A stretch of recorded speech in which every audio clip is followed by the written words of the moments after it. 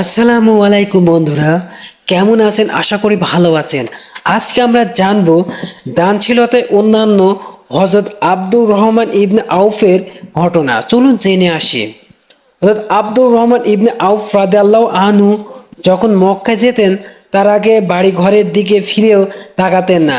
লোকেরা জিজ্ঞেস করলেন, আপনার বাড়ি ঘরের প্রতি আপনি এত নাকচ কেন? উত্তরে তিনি বলেন, হে, ওইগুলো তো আমি আমার আল্লাহর জন্য ছেড়ে দিয়েছি। হযরত আব্দুর রহমান ইবনে আউফ রাদিয়াল্লাহু আনহু ছিলেন তাকওয়াবান। আল্লাহর সাথে দানের ক্ষেত্রে আব্দুর রহমান ইবনে আউফ ছিলেন অন্যান্য। সম্পূর্ণ খালি হাতে তিনি মদিনায় এসেছিলেন। মদিনায় আসায় দ্বিতীয় দিন থেকেই তিনি কাইনুকার বাজারে গিয়ে ঘি আর পনির দিয়ে ব্যবসা শুরু করেন। কালক্রমে তিনি একজন সেরা ব্যবসায়ী হয়ে ওঠেন। এর জন্য উসমান রাদিয়াল্লাহু আনহু এর পর সাহাবীদের মধ্যে তিনিই ছিলেন সবচেয়ে ধনী। অথচ সম্পদের প্রতি তার লোভ ছিল না। আল্লাহর পথে ও মানব কল্যাণের অকৃপণ্য হাতে সম্পদ ব্যয় করতেই তিনি আনন্দ পেতেন। নবম হিজরিতে তাবুক অভিযানের প্রাককালে সংকটময় পরিস্থিতিতে আব্দুর রহমান ইবনে আউফ রাদিয়াল্লাহু আনহু ৮,০০০ দিনার রাসূলুল্লাহ সাল্লাল্লাহু আলাইহি সাল্লামের হাতে তুলে দেন। মক্কা বিজয়ের সময় তিনি রাসূলুল্লাহ সাল্লাল্লাহু আলাইহি সাল্লামের সঙ্গে প্রিয় মাতৃভূমি বিজয়ে বেশে প্রবেশ করেন।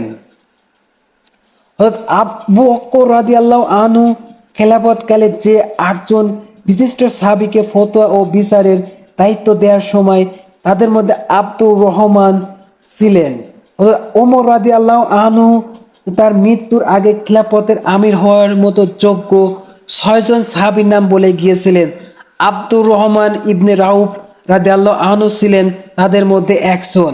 হযরত ওমর রাদিয়াল্লাহু আনহু এর খেলাফতকালে একজন বক্তৃতা বলে যান, যারা ফিকহ সম্পর্কে জানতে চান তারা যেন আব্দুর রহমান ইবনে আউফের সঙ্গে সম্পর্ক গড়ে তোলে।